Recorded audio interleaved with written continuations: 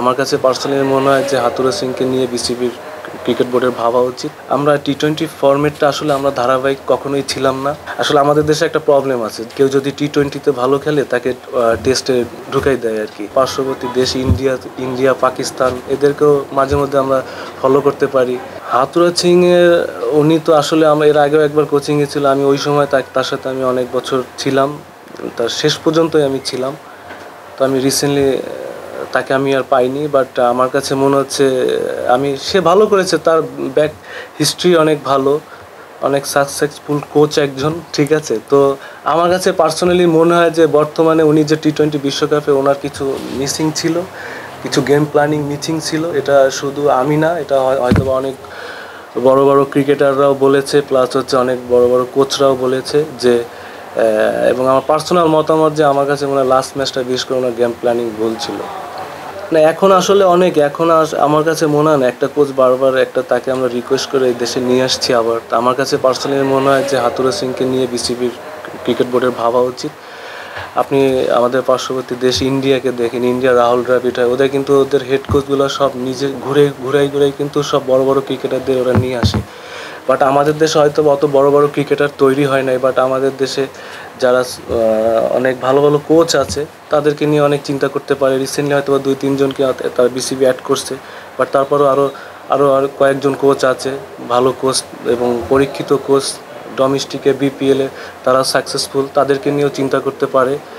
আর এইটাই আর কি, বাট আমাদের সেই সুযোগটা দেওয়া উচিত আসলে। দিতে তো দোষ নেই, একবার দিয়ে দেখুক না তারা কি করে। হেড কোচ হিসেবে আপনি লোকালদের চান একজন হাইব্রিডের নাম আসতে পারে? হ্যাঁ, অবশ্যই, এটা আমার পার্সোনাল মতামত যে দিতে পারি আমরা, একটা সুযোগ দিয়ে দেখা উচিত। কারণ তারাও প্রুভ করেছে নিজেকে, তারাও প্রুভ করেছে যে তারা বড় মানের কোচ। এটাই আর কি। আমরা ইন্ডিয়া যদি এটা পারে তা আমরা একবার আমাদের এই ট্রেনটা একবার শুরু করে দেখুক না, আসলে কি হয়। দেখতে তো দোষ নেই, আমার কাছে মনে হয় একবার সুযোগ দিয়ে দেখা উচিত। বাংলাদেশ ক্রিকেটে যদি আপনাকে নিয়ে চিন্তা করা, সে 15 বিশ্বকাপটা আসবে, ইংল্যান্ডের সাথে সেই ম্যাচটা সব কিছু মিলে আসবে, বাংলাদেশ আরও একটু বিশ্বকাপ খেললো। এবারে বিশ্বকাপ বাংলাদেশের পারফরমেন্স যদিও 3 ম্যাচ জিতেছে, কী বলবেন বিশ্বকাপ বাংলাদেশের পারফরমেন্স? বিশ্বকাপে আমার পার্সোনাল মতামত, আমাদের এবার মোটামুটি অ্যাভারেজ হয়েছে আর কি। বাট আমরা বাংলাদেশের কাছ থেকে যেভাবে আশা করেছিলাম, বাট টু বি অনেস্ট আমি পার্সোনালি সেভাবে পাই নাই বা আমিও দেখি নাই। আমার সাথে হয়তো বা দেশের মানুষও একমত হতে পারে, বাট আই হোপ এটারও বেটার হতে পারতো। না, আমি তো শুরু থেকেই বলেছি যে এবারে বিশ্বকাপটা টি-20 বিশ্বকাপ ব্যাটসম্যানদের জন্য খুব চ্যালেঞ্জিং হবে, কারণ আমাদের ব্যাটসম্যানদের ভালো করতে হবে এবং তারা ভালো করবে কতটা সেটা তাদের উপরে নির্ভর করে আর কি। তো বলাররা খুবই ভালো বোলিং করেছে, খুবই লাস্ট ম্যাচটা যেটা আমাদের একটা সুযোগ ছিল আর কি, একটা কি বলবো আর কি, আমি ম্যাচটা পুরোটাই দেখেছি, খেলাটা আর কি। এত সুন্দর একটা ফ্লো তৈরি করে দিয়েছে আমাদের বলাররা, আসলে আমরা ব্যাটসম্যানরা আনফর্চুনেটলি আমরা এটা কাজে লাগাইতে পারি নাই। ভাই, টি-20 ফরম্যাটটা টোটালি ডিফারেন্ট। টি-20 ফরম্যাটে আপনার পজিটিভ মাইন্ড নিয়ে থাকতে হবে।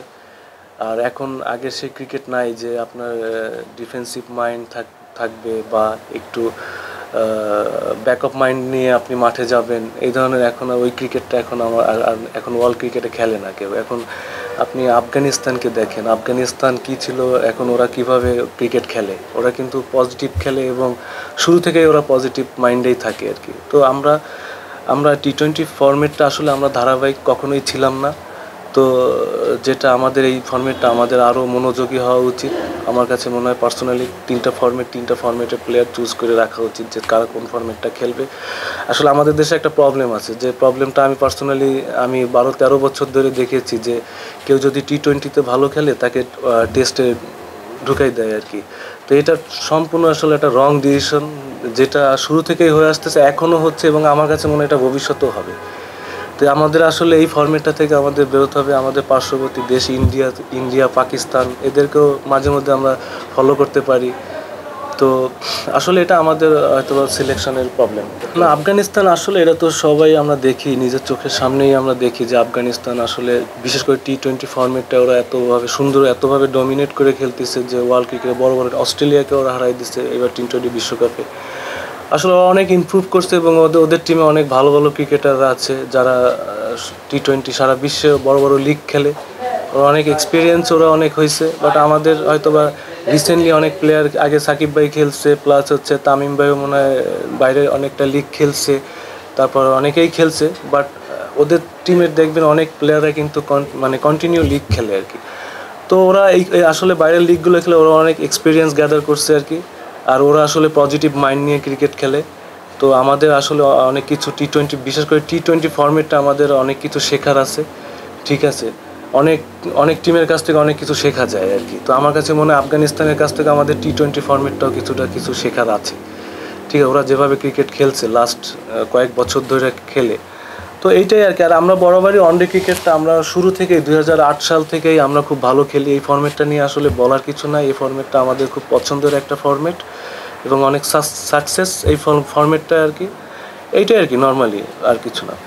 আর বলবে কোচ বিষয়ে জানতে চাচ্ছিলাম, হাতুরা সিং এর অধীনে আপনি খেলেছিলেন, আপনি ওই হাতুরা সিংকে নিয়ে ফেসবুকে স্ট্যাটাস দিয়েছিলেন, সেটা অনেকটা ভাইরাল হয়েছিল।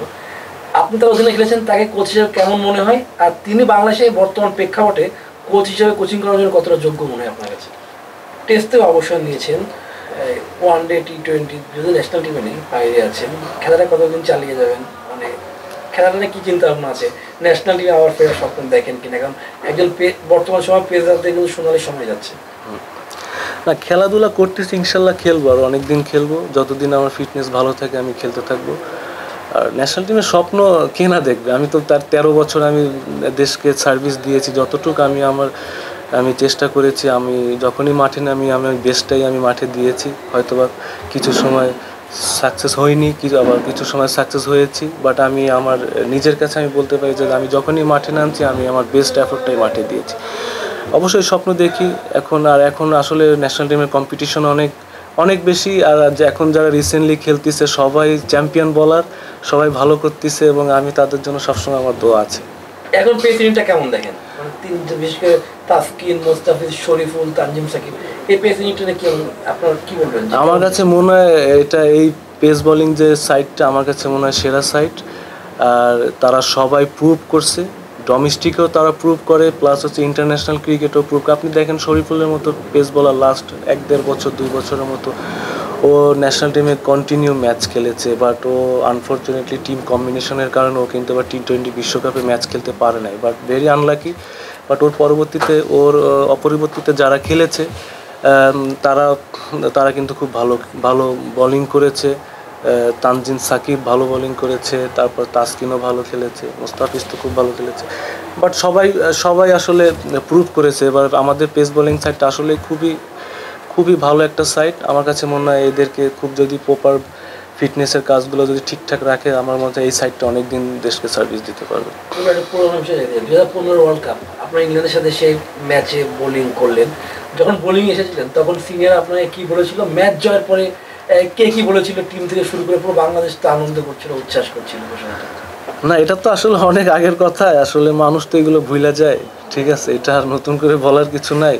আপনার মুখ থেকে শুনতে চাই। না, আমি আসলে ওই সময়টা আমার কয়েকটা ভালো মানে মুহূর্ত আছে, যে জিনিসগুলো আমার আসলে ক্রিকেট ক্যারিয়ার শেষ হওয়ার পরও আমার সবসময় মনে থাকবে। হয়তো আমার সন্তান ওই জিনিসগুলো বলতে পারবে যে এইটাই আর কি। তো আমার কাছে ওই মোমেন্টটা আমার কাছে খুব স্মরণীয় একটা মোমেন্ট। আমাদের বাংলাদেশ টিমেরও মনে হয় সবচেয়ে বড় একটা সাকসেস।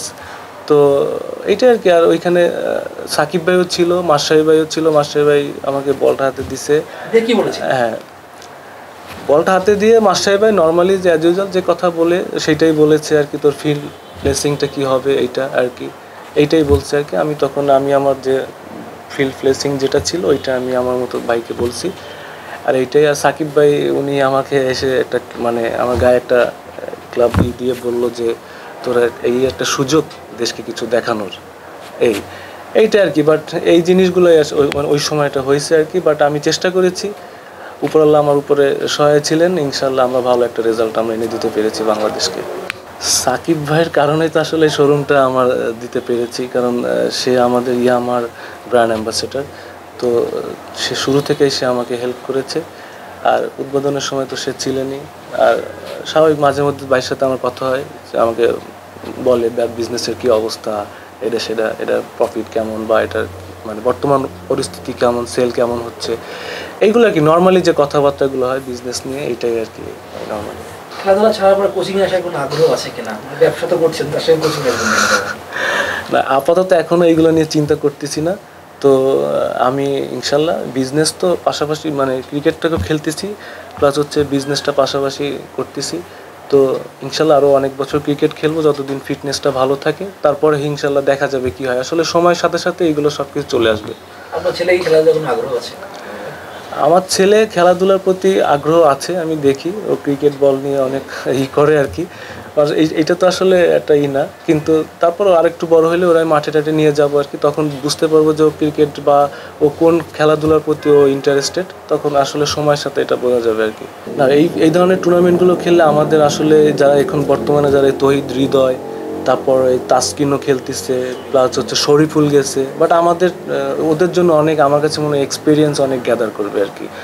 ওদের জন্য T20 ফর্মেটটা আরও ইজি হবে আর কি। বড় বড় ক্রিকেটারদের সাথে যখন সিরিজগুলো খেলি, যখন অস্ট্রেলিয়া যখন আমাদের দেশে আসে বা আমরা যখন ওদের দেশে যাই, ঠিক আছে, তখন এদের সাথে এই ধরনের আমাদের এই ধরনের বাইরের যে লিগগুলো হয় ওদের সাথে আবার বোলিং করতেছে, ওদের সাথে ব্যাটিং করতেছে, তাই না? তো আমার কাছে মনে হয় ওদের জন্য আরও খুব ইজি হয়ে যাবে যে ওদেরকে ফেস করা, ঠিক আছে, গেম সিনারি, গেম, তারপর কোন সিচুয়েশনে কী বোলিং করা, তারপর একজন ক্রিকেটার ক্যাপ্টেন সে পাশে এসে ধরেন শরীফুলকে একটা টিপস দিল, শরীফের জন্য এইগুলো অনেক কিছু শেখার হবে। বাট আমার কাছে মনে হয় এটা খুব ভালো দিক। আমাদের দেশের এখন যারা বিশেষ করে পেস বলার যারা আছে তারা এখন বাইরে ডোমেস্টিক লিগগুলো খেলতে যাচ্ছে এবং তারাও অফার পাচ্ছে, এটা আমাদের জন্য খুব প্লাস পয়েন্ট। এবং আমি বিসিবির কাছে রিকোয়েস্ট করব, প্লাস হচ্ছে বিসিবির এটা ভাবা উচিত যে এই ধরনের অপরচুনিটি আমাদের যে কোনো ক্রিকেটারে যদি আসে তাহলে তাকে এই সুযোগটা করে দেওয়া উচিত।